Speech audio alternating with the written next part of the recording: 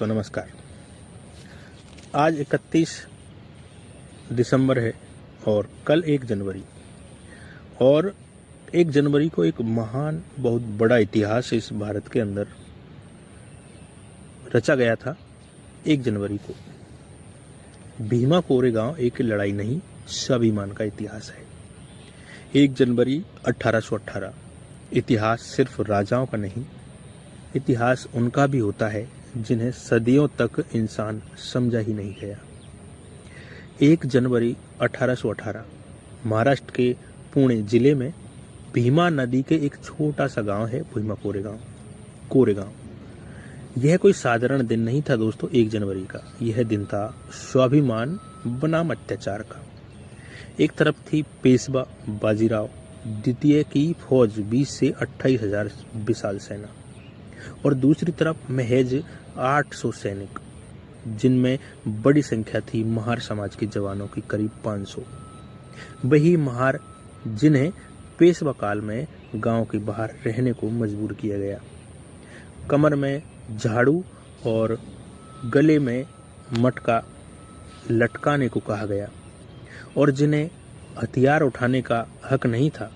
लेकिन 1 जनवरी 1818 को इतिहास ने करवट बदल ली। संख्या तो कम थी, संसाधन भी कम थे, लेकिन हौसला इतना अड़िग था कि पूरा दिन लड़ाई चली। महार सैनिकों ने ऐसा साहस दिखाया कि पेशवा की विशाल सेना पीछे हटने पर मजबूर हो गई। यह सिर्फ एक सैन्य जीत नहीं थी, यह उस सोच की हार भी थी जो कहती थी कि कुछ लोग जन्म से ही गुलाम हैं, अछूत हैं।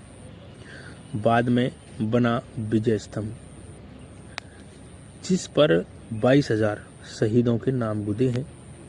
यह पत्थर का स्तंभ नहीं, दलित स्वाभिमान का इतिहास है। 1927 में डॉक्टर बाबा साहब अम्बेडकर यहीं पर आए थे। कहा जाता है कि जो समाज अपने शौर्य को भूल जाता है वह हमेशा गुलाम बना रहता है।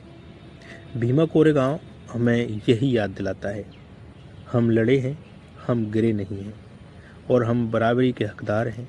यह लड़ाई अंग्रेजों की जय गाथा नहीं है, यह उन शोषितों सैनिकों की कहानी है, गाथा है, जिन्होंने पहली बार सीना तान कर इतिहास में कदम रखा और इतिहास के पन्नों को उलट कर रख दिया।